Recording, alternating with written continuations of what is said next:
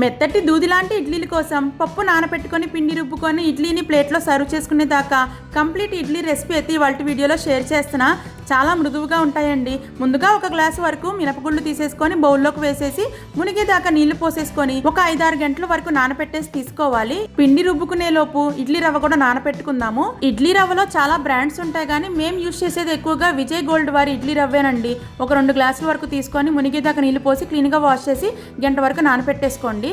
నానబెట్టుకున్న మినపగుళ్ళని గ్రైండర్కి వేసేసి లైట్గా నీళ్లు పోసుకొని మెత్తని పేస్ట్ లాగా రుబ్బేసుకొని ఒక బౌల్లోకి అయితే కలెక్ట్ చేసేసుకోండి. ఇప్పుడు ఈ పిండిలోకి నానబెట్టుకున్న ఇడ్లీ రవ్వలో నుంచి నీళ్ళంతా పిండేసి పిండిలోకి వేసేసి కలిపేసుకోండి.